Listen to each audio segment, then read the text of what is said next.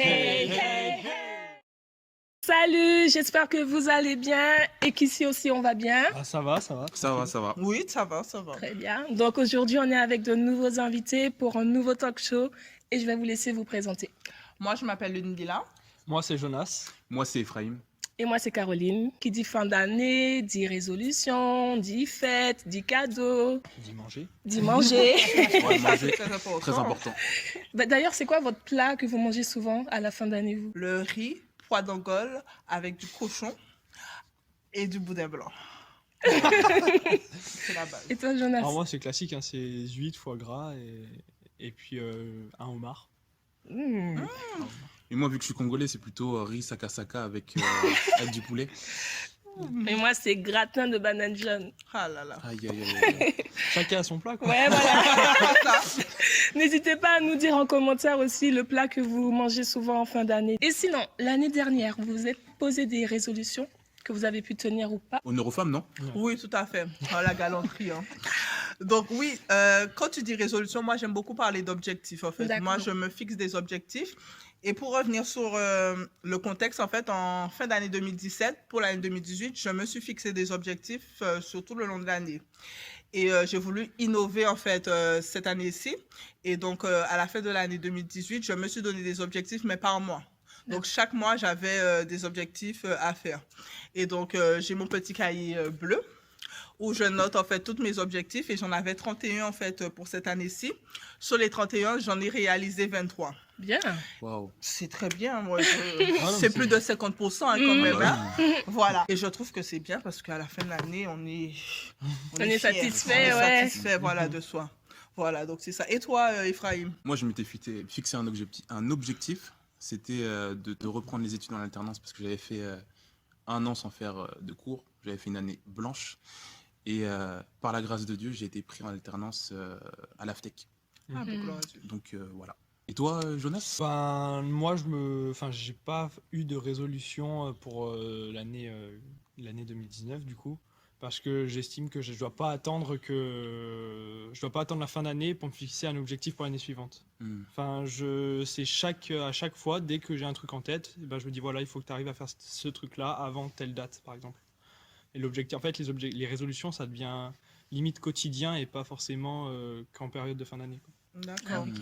Et vous trouvez que c'est facile de se fixer des objectifs à atteindre et tout? Enfin, qu'est-ce qui peut mener une personne à pas réussir ou à réussir au contraire? Je pense justement, c'est que c'est en se fixant les objectifs et quand tu vois que, par exemple, celui-ci, tu n'as pas réussi, là, tu fais, on va dire, une introspection sur toi-même. Tu dis, mais pourquoi j'ai pas réussi cet objectif-là? Et là, tu vois pourquoi tu les as pas réussi, si c'est quelque chose à améliorer ou si vraiment, en fait, ça ne te convenait pas, mais sur le coup, en fait, tu t'es donné cet objectif-là parce que tu avais envie, mais tu n'avais pas réfléchi. Est-ce que ça valait le coup pour toi? Est-ce que c'était vraiment nécessaire pour toi? Tu vois, il y a des objectifs, je dirais que quand on ne les réussit pas, il ne faut pas les prendre comme un échec.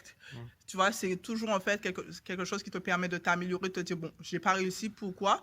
Si c'est quelque chose en fait qu'il faut que tu travailles, tu vas travailler dessus. Si finalement en fait ça ne convenait pas, ben tu sais que voilà, ben c'était une expérience, tu as pesé le pour et le contre, mais que finalement il faut lâcher l'affaire.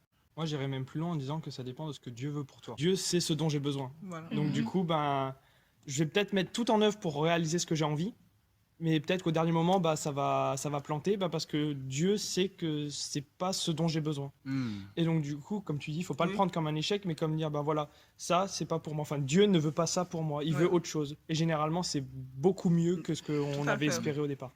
Je sais pas quel verset qui dit ça, mais qui dit que tout concourt bien de ceux qui aiment Dieu. Mhm. Donc, quelle que soit la chose qui t'arrive, c'est que Dieu l'a permis ainsi. Donc, Et je pense aussi que parfois on ne réussit pas nos objectifs parce que tout simplement on manque de discipline. aussi, c'est vrai. Tout simplement. Dans la vie chrétienne aussi, c'est important de se fixer des objectifs, vous Oui. pensez? Oui, je pense que c'est important. Par exemple, des fois, je me réveille le matin, ça m'arrive, en fait, je me réveille le matin, j'oublie de prier, je rentre tout de suite, en fait, dans le train-train quotidien. Et donc, par exemple, un objectif que je me suis fixé, je me suis dit, bon, la première chose que tu fais là, tu mets au moins de la musique chrétienne. Parce que c'est aussi une louange, en fait, et qui te met dans la disposition aussi de prier Dieu, tu vois. Donc, c'est des petits trucs comme ça, en fait, pour t'aider, que tu peux te dire comme objectif, je me fixe ça. Je pense qu'en tant que chrétien, on a tous envie de grandir avec Mhm. Dieu. Et je pense qu'on a tous le même objectif, c'est de diminuer et que Christ puisse grandir. Oui. Je pense que chaque chrétien a ce souhait Et je pense que c'est même un souhait quotidien. Et voilà quoi. Une petite pensée que j'ai, Ouais. c'est que je sais plus c'est quel frère en fait sur le réseau Instagram. Il avait mis en fait par rapport aux objectifs que lui en fait il se faisait une lettre pour lui Ouais. dans 5 ans. C'est-à-dire dans 5 ans en fait il Mm. disait qu'est-ce qu'il aurait aimé faire, comment il aurait aimé avancer avec Dieu, qu'est-ce qu'il se projette et qu'il met la lettre là et que dans 5 ans après il relit sa lettre. Et l'année dernière en fait il avait fait ça. Il avait relu sa lettre et puis il avait dit en fait, il avait demandé des choses à Dieu, il avait lu la lettre et Dieu lui avait accordé. En fait, c'est vrai que c'est merveilleux en fait. Et je l'ai testé l'année dernière, donc dans 5 ans, je vais... On se retrouve dans 5 Voilà, ans, puis on c'est ça. voit ce qu'il en est. Et voilà, on voit ce qu'il en est.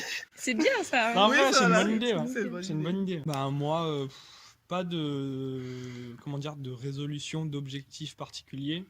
Si ce n'est que depuis quelques mois, mon leitmotiv, et je pense que c'est celui qui restera aussi sur l'année 2020, il y a 2 choses. La première, c'est qu'en Dieu, je suis plus que vainqueur. Donc, quoi qu'il arrive, je sais que j'aurai toujours à gagner, j'aurai jamais à perdre. Et la deuxième, c'est une citation de Marc Aurèle que je garde tout le temps en tête, qui dit, donc il s'adresse à Dieu et il dit « Donne-moi la force de changer les choses que je peux, la sérénité d'accepter les choses qui sont, et la sagesse de distinguer l'une de l'autre. » Et c'est cette idée-là qui fait que tu te dis, voilà, il y a des choses que je peux contrôler, des choses que je peux pas. Moi, mon objectif, c'est pour 2020, c'est ça? Ouais, du coup. C'est faire la volonté de Dieu. Amen. Amen. Très très spirituel, le gars. Non, mais ouais, t'as simple et raison. Non, mais ouais. Oui. Mais ça signifie quoi concrètement? Faire la volonté de Dieu, c'est être dirigé d'après sa parole. Dans le psaume 119, il y a un passage qui dit comment le jeune homme rendra-t-il pur son sentier? Et il répond en se dirigeant d'après ta parole. Donc, moi, mon objectif, c'est être dirigé d'après sa parole. Amen. Amen. Ben, bonne année, meilleurs vœux, mangez bien. Voilà. Et que Dieu vous bénisse. Bonne année, soyez simple et soyez simple. Que Dieu vous bénisse. Moi, je dirais bonne année. Je vous souhaite plein de bonnes choses pour l'année qui va arriver. Que Dieu vous bénisse. Et aussi une chose qui pour moi est essentielle, sachez que Dieu vous aime. Moi, je vais les rejoindre en vous disant bonne année et oui, Dieu vous aime. Et qu'est-ce que je peux vous souhaiter? Justement, en relation avec l'amour de Dieu, si tu ne connais pas encore Jésus, je souhaite que cette année pour toi soit l'année où tu vas découvrir Jésus, simplement. N'oubliez pas de liker la vidéo, de vous abonner à la chaîne YouTube, mais aussi à tous les réseaux sociaux de Connexion, sur Instagram, Snapchat et Facebook au nom de Connexion Orléans. Et surtout, pour 2020, Restez connectés.